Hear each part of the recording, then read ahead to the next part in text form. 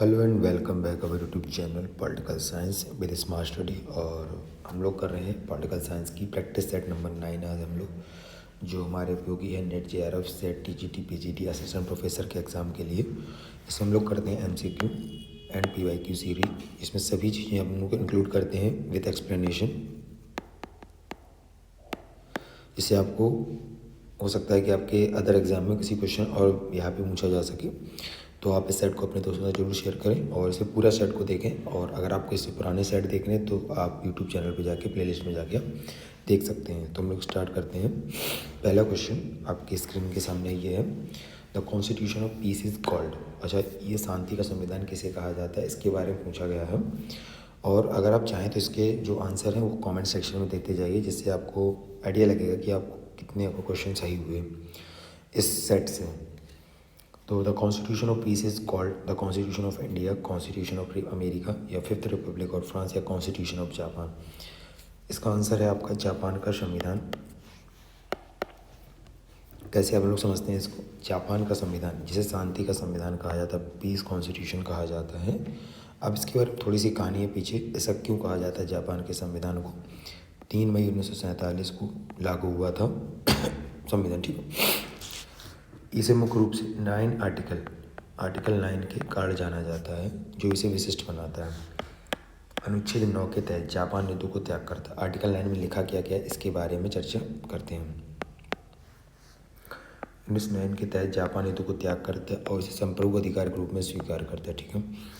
दूसरा है, यह जापान को युद्ध छेड़ने और आक्रामक सैन्य शक्ति को रखने से भी रोकता है। मतलब कह सकते हैं कि व्यक्ति क्या होगा, जो जापान में टोटल करेगा वो ना युद्ध मतलब किसी तरीका एक्टिव करेगा, ना ही आक्रामक सैन्य शक्ति के साथ मतलब मना करता है इस चीज़ को, ठीक है। थर्ड इज, द्वितीय विश्व युद्ध के बाद अमेरिका की देखरेख में इस संविधान का निर्माण हुआ ताकि जापान को एक शांति प्रिय राष्ट्र बनाया जा सके, ठीक है। 1947 से अब तक जापान किसी भी युद्ध में शामिल नहीं हुए, जिससे विश्व शांति में उदाहरण बन गया। इसलिए जापान के संविधान को शांति का संविधान कहा जाता है। अगर इससे हम जानना चाहेंगे क्वेश्चन कैसे बनेगा, तो आप इसको देख लीजिए। दैट्स अब पहला तो PYQ मैंने आपको करा दिया, या ऐसे मान लीजिए MCQ। एंड सेकंड इज कि कौन सा आर्टिकल है, और उसके साथ में 1947 से क्या किसी युद्ध में शामिल हुआ या नहीं हुआ। तो आप देख ही रहे हैं, अगर शीत युद्ध का काल आपने देखा हो या फिर आपने बेसिक हिस्ट्री टाइप में, जिसे हम लोग कहते हैं पॉलिटिकल साइंस का एरा जो रहा है बीच में, उसमें आपने अगर IR में देखा हो बेसिकली, तो आप बता सकते हैं कि ऐसा कहीं पे भी युद्ध में नहीं रहा है जापान। तो इससे आपका एक क्वेश्चन तैयार हुआ। पहला क्वेश्चन लोगों ने सॉल्व किया आर्टिकल नंबर 9 के बारे में, शांति के संविधान के बारे में। नेक्स्ट पढ़ते हैं नेक्स्ट क्वेश्चन में। According to Almond and Powell, which of the following are the output of a political system. ये पूछ रहा है कि मुल्क में राजनीतिक प्रणाली के आउटपुट कौन कौन से हैं, ठीक है। तो अगर इसको हम लोग देखेंगे तो पहला रेगुलेटिव आउटपुट होने चाहिए, उसके बाद में आपके हो जाएंगे कम्युलेटिव आउटपुट या डिस्ट्रीब्यूटिव आउटपुट या सिम्बॉलिक आउटपुट। इसका आंसर होगा आपको 1 2 3 सॉरी 1 3 4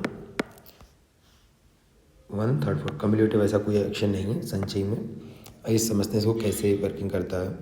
गैब्रियल आलमंड जो पावेल थे, आलमंड पावेल, तो राजनीतिक पॉलिटिकल सिस्टम के आउटपुट को 3 प्रमुख श्रेणियों में विभाजित किया है। पहला था रेगुलेटिव आउटपुट। इसमें कानून, नियम और उनके प्रवर्तन यानी इन्फोर्समेंट शामिल होते हैं, जो समाज में व्यवस्था बनाए रखने और नागरिकों के व्यवहार को नियंत्रित करने का कार्य करते हैं। रेगुलेटिव आउटपुट की बात करते हैं क्योंकि जब हम लोग नियम कानून बनाते हैं उसके बारे में, तो देखिए अगर आप आउटपुट में देखेंगे जो स्ट्रक्चरल फंक्शन अप्रोच से निकलता है वो 3 निकलते हैं, विधायिका, कार्यपालिका और न्यायपालिका, ठीक है। तो उसमें रेगुलेटिव वाला, ठीक। वितरण संबंधी आउटपुट, डिस्ट्रीब्यूटिव आउटपुट, इसमें वे नीतियाँ और कार्यक्रम शामिल होते हैं जो संसाधनों का आवंटन करते हैं, जैसे कल्याणकारी योजनाएं, सार्वजनिक सेवाएं और बुनियादी ढांचे का विकास। प्रतीकात्मक आउटपुट में, सिंबॉलिक आउटपुट में आपका होगा, इसमें राजनैतिक प्रतीक, राष्ट्रवादी अपील और संदेश शामिल होते हैं जो सरकार की वैधता, लेजिटिमेसी और जनता की धारणा को प्रभावित करते हैं। संचयी आउटपुट ऐसा कुछ धारणा में शामिल नहीं है, ठीक। तो आपको ध्यान रखना है नियामक आउटपुट, वितरण संबंधी आउटपुट और सिंबॉलिक आउटपुट के बारे में 3 आपको आउटपुट याद रखने हैं। हम लोग बढ़ते हैं नेक्स्ट क्वेश्चन पे। एक मिशन सागर हुआ था ठीक है। ये हमारे यूजीसी नेट एग्जाम में भी ये क्वेश्चन पूछा जा चुका है पिछले एग्जामों पीवाई के ग्रुप में। मिशन सागर से कुछ अदर स्टेटमेंट थे। इसमें स्टेटमेंट पूछा है कि इसे भारत द्वारा हिंद महासागर के क्षेत्र के देशों के साथ संयुक्त सैन्य अभ्यास बढ़ाने के लिए 2020 में प्रारंभ किया गया था या नहीं। यह भारत के दृष्टिकोण क्षेत्र में सभी के लिए सुरक्षा और विकास सागर के अनुरूप है क्या नहीं। तो आपको इसका आंसर देना। अगर आपने थोड़ा सा भी मिशन सागर को अगर ना पढ़ा हो तो आप जरूर पढ़ें, क्योंकि इससे क्वेश्चन और भी डिटेल में पूछा जा सकता है। तो इसका आंसर आपका रहेगा थर्ड, केवल कथन बी सही है। उसका कारण ये है कि जो मिशन सागर था हमारा था, भारत सरकार द्वारा शुरू किया गया था। मानवीय सहायता और आपदा राहत यानी HADR मिशन ने 2020 में कोविड-19 के लिए ये PYQ बन सकता है। ठीक है, 2020 में कोविड-19 महामारी दौरान के क्षेत्र के दौरान IOR यानी इंडियन ओशियन रीजन देशों को सहायता प्रदान करने के लिए शुरू किया गया था। गलत पहला इसमें ये था कि मिशन सागर को हिंद महासागर में नहीं बल्कि कोविड-19 के लिए लाया गया था। यह कोविड-19 राहत सहायता मिशन था जिसमें भारत ने मालदीव, मॉरिशस, सेशेल्स, मेडागास्कर और कोमोरोस जैसे देशों को चिकित्सा और खाद्य सहायता भेजी थी। ठीक, कथन भारत की सागर यानी कि ये इसका फुल फॉर्म है। ठीक है, ध्यान रखना इसका। Security and growth for all in the region यहीं से जुड़ा हुआ है। सागर का उद्देश्य हिंद महासागर यानी इंडियन ओशन रीजन में सुरक्षा और विकास को बढ़ावा देना है, जिससे क्षेत्रीयता, स्थिरता और समुद्री सहयोग को बल मिले। तो पहला गलत हुआ, दूसरा सही था। ठीक है, नेक्स्ट क्वेश्चन पे बढ़ते हैं हम लोग। कुछ कॉन्स्टिट्यूशन अमेंडमेंट है, उनका सूची में 2 बताना है कि क्या क्या उसमें एडिंग किया गया, किस संशोधन मतलब किस आर्टिकल के अंदर अमेंडमेंट किया गया। तो पहले आपसे पूछा है 93 कॉन्स्टिट्यूशन अमेंडमेंट, 94, 195 और 96। और ये हमारे पहले, दूसरे, तीसरे, चौथे दिए हैं। आर्टिकल 334 में संशोधन, 8वीं अनुसूची में अनुच्छेद 164 में संशोधन या अनुच्छेद 15 में खंड 5 का सम्मेलन करना, इसके बारे में आपसे पूछा है। इसका आंसर आपको देना है। The answer is B. A का सेकंड है, बी का थर्ड है, सी का 1 है, डी का 2। सेकंड कैसे है, यानी कि ए का सेकंड था, ये आपका हो जाएगा, एक मिनट, ए का फोर्थ ये रहा, यानी कि अनुच्छेद 15 खंड 5 का सम्मेलन से स्टार्ट होगा, यानी कि जब इंसर्शन किया जाता है आर्टिकल्स में। तो देखते हैं इसके बारे में। मैंने डिटेल्स में एक्सप्लेनेशन दे दिया, आप इसको एक बार गो थ्रू कर लें, इससे आपको याद रहेगा, और नोट्स में जरूर इसको ऐड करें। पहला था 93 कॉन्स्टिट्यूशन अमेंडमेंट 2005 में अनुच्छेद 15(5) की स्थापना की गई, ये ध्यान रखना आपको। ये भी क्वेश्चन बन सकता है 2005 कॉन्स्टिट्यूशन अमेंडमेंट से कौन सा होगा, 2005 में 15(5) का संशोधन द्वारा, जिसमें शैक्षिक संस्थानों में सामाजिक और शैक्षिक रूप से पिछड़े OBC, SC और ST के लिए आरक्षण संभव किया गया, ये ध्यान रखना आपको। पहले में आपको मिला OBC, SC, ST के लिए शैक्षिक संस्थानों में सामाजिक और शैक्षिक रूप से उनके लिए आरक्षण दिया गया 15(5) में 93 कॉन्स्टिट्यूशन अमेंडमेंट। 94 कॉन्स्टिट्यूशन अमेंडमेंट 2006 अनुच्छेद 164 में संशोधन किया गया। अनुच्छेद 164 में कहा गया कि बिहार से झारखंड अलग होने के बाद गोवा, उत्तराखंड को छूट दी गई, जिससे उन्हें एक अलग मंत्री पद की आवश्यकता नहीं रही। ये उस समय कॉन्स्टिट्यूशन अमेंडमेंट किया गया जब हमारी जो 3 थी चीज़ें, उत्तराखंड ये सब बांट के मतलब अलग किया गया था, झारखंड वगैरह, तो उसके लिए। ठीक है, 95 कॉन्स्टिट्यूशन अमेंडमेंट 2010 में हुआ। अनुच्छेद 334 में संशोधन, इस संशोधन द्वारा अनुसूचित SC और ST के लिए लोकसभा और विधानसभा में आरक्षण को 2020 तक बढ़ाया गया। अच्छा, आपको ये सवाल और आंसर देना है कि 2020 के बाद ऐसा कौन सा अमेंडमेंट किया गया जिससे यही जो कॉन्स्टिट्यूशन अमेंडमेंट हुआ इसको और बढ़ाया गया। ठीक है, तो आपको बताना है।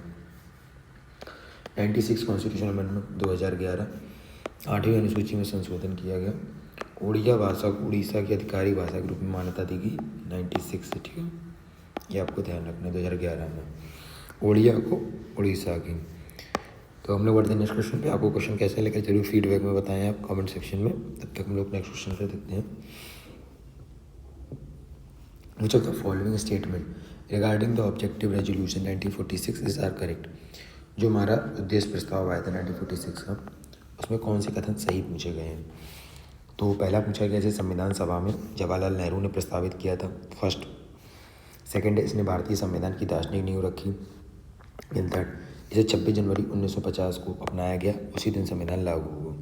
इसमें आपको बताना था कि कौन से सही है, तो आंसर है 1 और 2। ये तो गलती हो जाएगा आपका, ठीक है। इस दिन नहीं इसे अपनाया गया था, इससे पहले अपनाया जा चुका था। स्पष्टीकरण में हम लोगों ने पढ़ा कि जवाहरलाल नेहरू द्वारा 13 दिसंबर 1946 को प्रस्तावित हुआ, ठीक है। और दूसरा था कि इसने संप्रभुता, लोकतंत्र, न्याय और समानता जैसे सिद्धांतों को रेखांकित करते हुए भारतीय संविधान की नींव रखी गई, ठीक है। और उसके साथ में 3 गलत है, कैसे? 22 जुलाई 1947 को अपनाया गया था, ठीक है, ना कि 26 जनवरी को। तो ये आपको डेट याद रखनी है, 22 जुलाई को, और 26 जनवरी 1950 को लागू हुआ, ठीक है। लेकिन प्रस्ताव बहुत पहले पारित हो चुका था, यानी कि 22।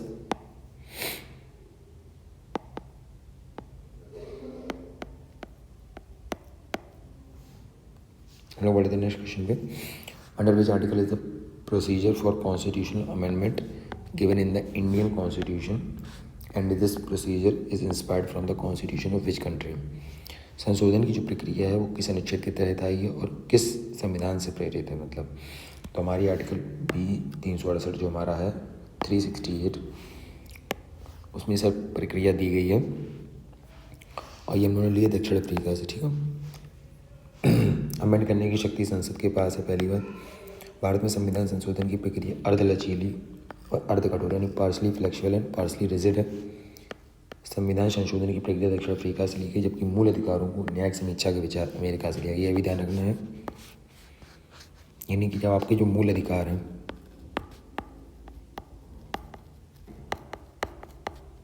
का जो समीक्षा का विचार है, यानी जिसे हम लोग कहते हैं न्यायिक जुडिशियल रिव्यू का विचार, वो अमेरिका से लिया गया है।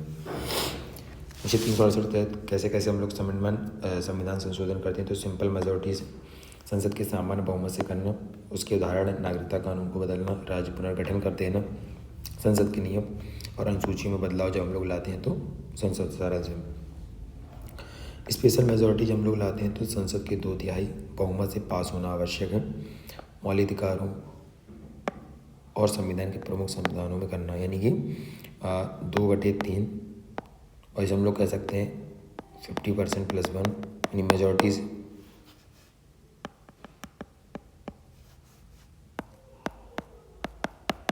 ठीक है, इसमें 2/3 और थर्ड इज है विशेष, तो 2/3 हो गया, और राज्यों की मंजूरी, यानी कि special majority plus state ratification चाहिए उसमें।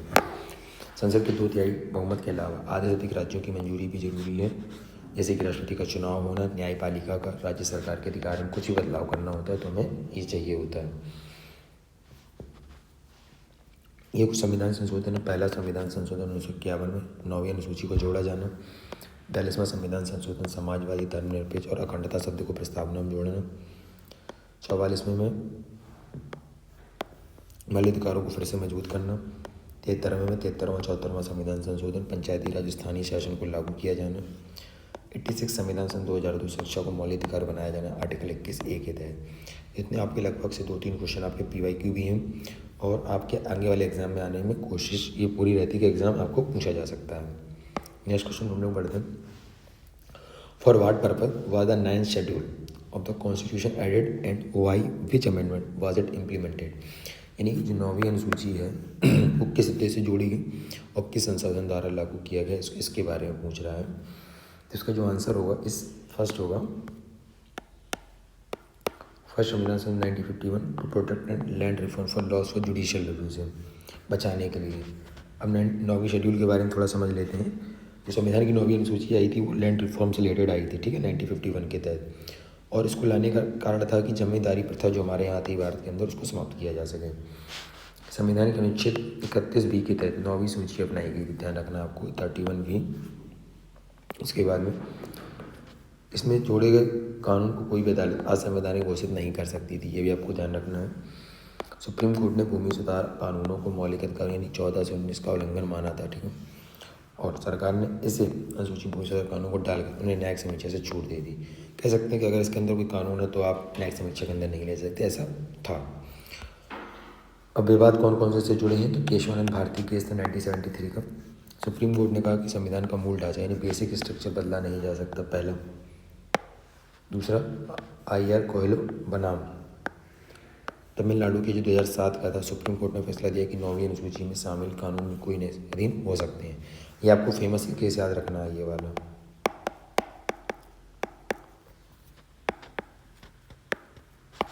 इस केस में सबसे ज़्यादा मतलब कह सकते हैं कि बदलाव हुआ है इस 9वीं अनुसूची के लिए, और 9वीं अनुसूची में वर्तमान में 284 कानून शामिल है। ठीक है, तो ये आपको ध्यान रखना है। एक क्वेश्चन इससे बन सकता है कितने सूची में कानून है, 284 कानून शामिल है।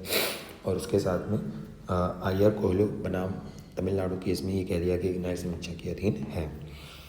नेक्स्ट क्वेश्चन पढ़ते हैं। In which case this power to amend the constitution of India was first determined by the Supreme court.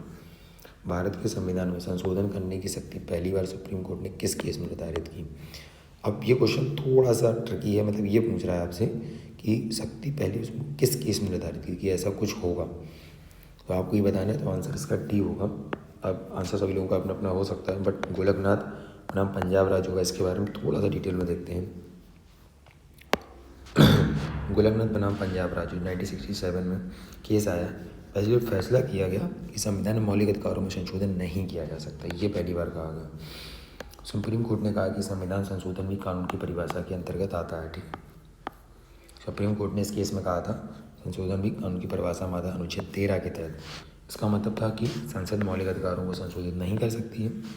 इससे पहले शंकर प्रसाद केस में और संजय सिंह में सुप्रीम कोर्ट ने कहा था संसद का संविधान संशोधन की पूरी शक्ति है। अब इस केस का थोड़ा सा डिटेल देखते हैं। इस केस में सबसे पहले दो जो केस आए शंकर प्रसाद और सज्जन सिंह वाले, ये वाले केस है, इनमें कहा गया कि संशोधन हो सकता है।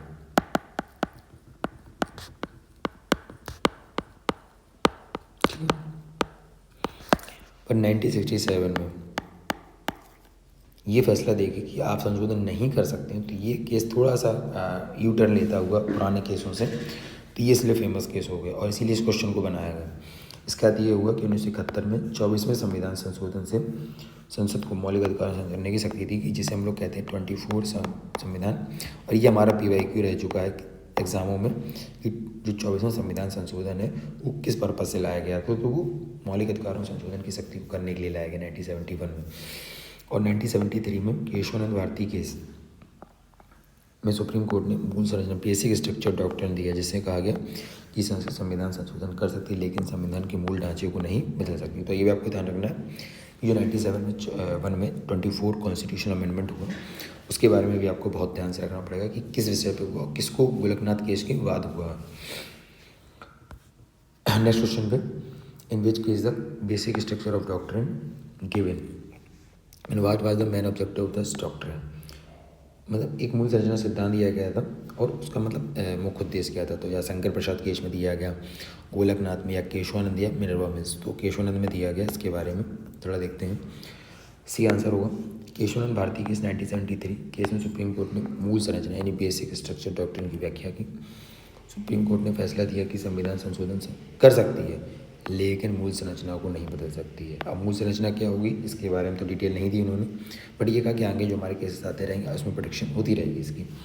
ये फैसला आया था 13 जजों की संविधान पीठ द्वारा किया गया। ध्यान रखना कितने जजेस थे, 13 जजों की बेंच ने। इसे पारित किया गया 7-6 के बहुमत से हुआ था।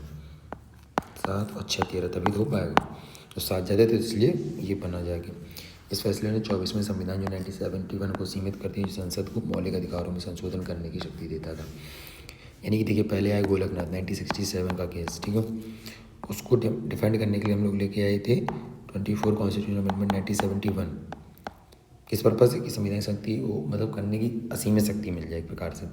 फिर जैसे ही केशवानंद भारती का केस आया बेसिक स्ट्रक्चर ऑफ डॉक्ट्रिन को जो दिया गया, उसके द्वारा 13 जजों की संविधान पीठ ने 7 और 6 के बहुमत द्वारा ये पारित कर दिया कि इसकी सीमित शक्ति करो। आपका बेसिक स्ट्रक्चर डॉक्ट्रिन में हस्तक्षेप ना करे, आप संशोधन कर सकते हैं, करेगा तो आप संशोधन नहीं कर सकते। ध्यान रखना आपको।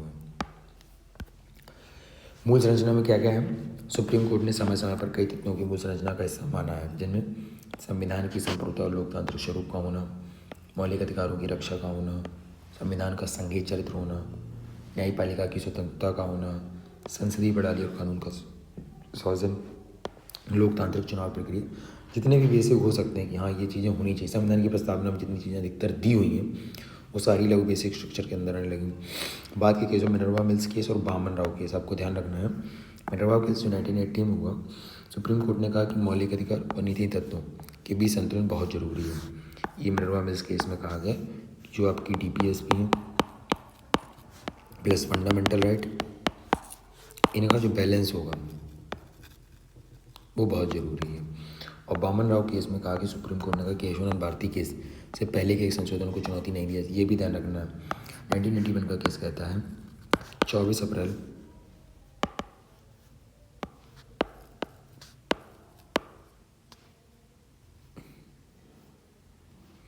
1973 से पहले जो भी मतलब आए होते हैं आपके रिजल्ट, यहाँ पे कह सकते हैं जब सुप्रीम कोर्ट का जब निर्णय आया था उससे पहले आप उसको चुनौती नहीं दे सकते हैं, बेसिकली ये बात कही गई। नेक्स्ट क्वेश्चन पढ़ते हैं। आज के क्वेश्चन यहीं समाप्त होते हैं और हम लोग मिलते हैं नेक्स्ट सेट में, प्रैक्टिस सेट नंबर 10 में। तो आप वीडियो को ज़्यादा दोस्तों तक अपने शेयर करें, लाइक करें, कमेंट करें, शेयर भी करें और सब्सक्राइब कर रखें चैनल को, जिससे आपको वीडियो की नोटिफिकेशन टाइम टू टाइम मिलती रहे। हमारे चैनल के साथ ही आप पॉलिटिकल साइंस पे स्मार्ट स्टडी टेलीग्राम पे भी ज्वाइन हो सकते हैं, जिससे आपको लेटेस्ट नोटिफिकेशन आपको मिलती रहे।